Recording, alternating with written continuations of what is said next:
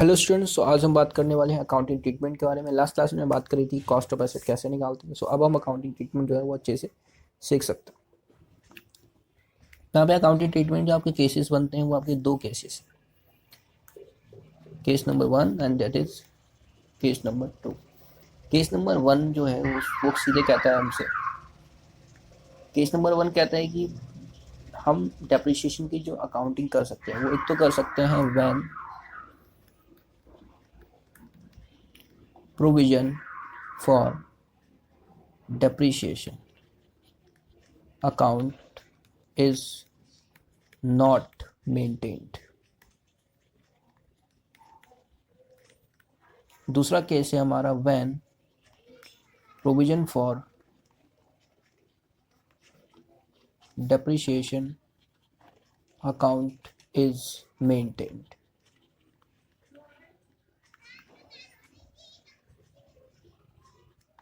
Short में लिखा है। एक केस हमारा जिसमें हम कहते हैं हम प्रोविजन फॉर डेप्रिसिएशन अकाउंट नहीं बनाएंगे, एक कहता है हम प्रोविजन फॉर डेप्रिसिएशन अकाउंट बनाएंगे। तो मतलब दो तरीके से आप अपने अकाउंटिंग कर सकते हो। दोनों में अगर मैं डिफरेंस की बात करूँ तो डिफरेंस बस ये है कि जब आप प्रोविजन फॉर डेप्रिसिएशन अकाउंट नहीं बनाते तो आप नॉर्मली एक ही अकाउंट प्रिपेयर करते हैं, एसेट अकाउंट, ठीक है। और इस एसेट अकाउंट के अंदर ही आपका क्या लगता है, डेप्रिसिएशन लगता है। जबकि जब आप provision for depreciation account maintain करते हो तो इसमें आपको दो अकाउंट मेंटेन करने पड़ते हैं, ठीक है। एक होता है आपका एसेट अकाउंट, एक होता है आपका प्रोविजन फॉर डेप्रिसिएशन अकाउंट। अब इसमें क्या होता है, क्योंकि इसी में एसेट भी है और डेप्रिसिएशन भी इसी में है, तो इसमें जो एसेट की बुक वैल्यू है, ठीक है, बुक वैल्यू जो है वो चेंज होती रहती है। बुक वैल्यू जो है हमारी, बुक वैल्यू चेंज होती रहती है। इसमें क्या होता है, क्योंकि एसेट अलग है, प्रोविजन फॉर डेप्रिसिएशन अलग है, तो और प्रोविजन फॉर डेप्रिसिएशन में ही क्या लगता है हमारा, इसमें डेप्रिसिएशन लगता है। मतलब एसेट अगर है तो वो एसेट ही है बस, उसमें और कुछ हो ही नहीं रहा है। इसमें अगर एसेट में डेप्रिसिएशन लग रहा है तो बुक वैल्यू तो चेंज होगी, बट इसमें क्या हो रहा है, एसेट है, इसमें और कुछ है ही नहीं, और इधर डेप्रिसिएशन जो लग रहा है कौन बना दिया, प्रोविजन फॉर डेप्रिसिएशन। तो इसमें जो बुक वैल्यू जो है वो चेंज नहीं होती है। Book value do not change, ठीक है। और डेप्रिसिएशन इधर वाले अकाउंट में लगता है। दोनों में डिफरेंस बस इतना है। तो यहाँ पे दो अकाउंट मेंटेन होते ही होते हैं, यहाँ पे एक ही अकाउंट मेंटेन होता है, ठीक है। ये नॉर्मल सा एक डिफरेंस है। और अभी जो एक नए टॉपिक जो आपके इंट्रोड्यूस हो गए हैं यहाँ पे, उनकी थोड़ी सी डिस्कस करते हैं। अब यहाँ पे भी क्या करेंगे, ये एक तो अकाउंट आप बनाएंगे, इसके अलावा यहाँ पर आपको दो केसेस और देखने को मिलेंगे। वो कौन से, ये एक नया कॉन्सेप्ट है, when asset disposal account is not maintained. और दूसरा केस है इसमें आपका, इसको मैं ए लिख देता हूँ, इसको बी लिख देते हैं इसमें, when asset disposal account is maintained. So यहाँ पे इसके ये दो केसेस हैं, सेम केस इनके भी है। मतलब यहाँ पे ये सब साथ में है और इनके भी क्या है, दो भाई हैं। कौन कौन से हैं, A when when asset disposal account is not maintained, and B है इसमें when asset disposal account is maintained. Asset disposal में बेसिकली क्या होता है आपका, जब हम एसेट को सेल वगैरह कर रहे होते हैं तो उसके लिए हम एक अलग से अकाउंट बना लेते हैं, उसमें हम सेल करते हैं। नॉर्मली वैसे अगर आपने 11th में पढ़ा हो, ठीक है, अगर आपको थोड़ा सा रिमेंबर हो, तो एसेट्स इसी में सेल हो जाते हैं। यहाँ पे एसेट अकाउंट बना है, इसी में एसेट सेल हो जाएगा, नो प्रॉब्लम। यहीं पे एसेट है, इसी में सेल हो जाएगा, ठीक है। बट अभी क्या हुआ है, नया कॉन्सेप्ट जो इंट्रोड्यूस हुआ है वो क्या है, एसेट डिस्पोजल अकाउंट, ठीक है। तो बेसिकली जब हमें किसी भी एसेट को सेल करना होगा तो हम उसको एक अलग अकाउंट में डाल देंगे जिसका नाम होगा एसेट डिस्पोजल अकाउंट, ठीक है।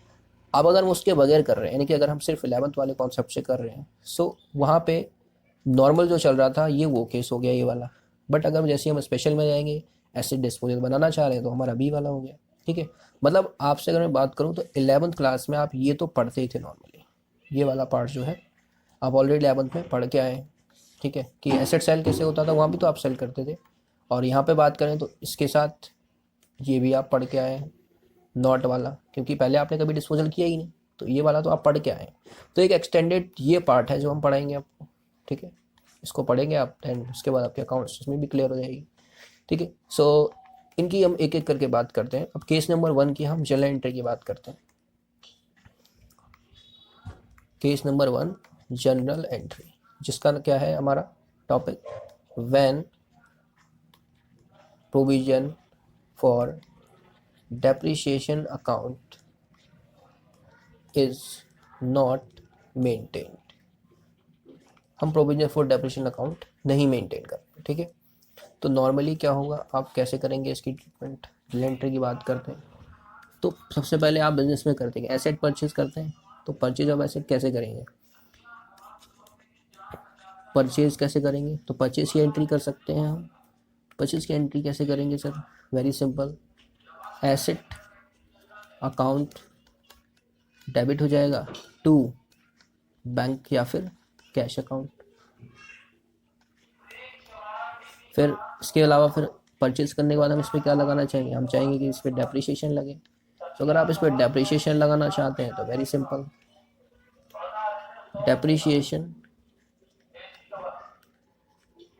अकाउंट डेबिट कर देंगे, टू में क्या लिख देंगे, एसेट अकाउंट कर देंगे। जैसे कि मान लो आपने 1 लाख का एसेट खरीदा था, अमाउंट में लिख रहा हूँ जस्ट अंडरस्टैंडिंग के लिए, और 10,000 का इस पर डेप्रिसिएशन लग रहा है 10% के हिसाब से, तो 10,000 आपका इधर डेप्रिसिएशन हो गया, फिर 10,000 आपका इधर डेप्रिसिएशन हो। ठीक है, अब मान लो इसके बाद 1 साल बाद आप चाहते हो उसको बेचना। ठीक है, सो बेचोगे आप कैसे इसको, वेरी सिंपल, पैसा आएगा बैंक या फिर cash account debit to asset account.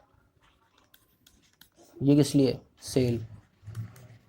ठीक है, अब जब आप बेचोगे भी तो बेचने में भी आप क्या कर सकते हो, अब देखो अगर आप देखो यहाँ पे तो आपका एसेट जो है वो 1 लाख का था, इसमें 10,000 की वैल्यू कम होगी, तो एसेट की वैल्यू कितनी बची है, 90,000 रह गई ये वैल्यू।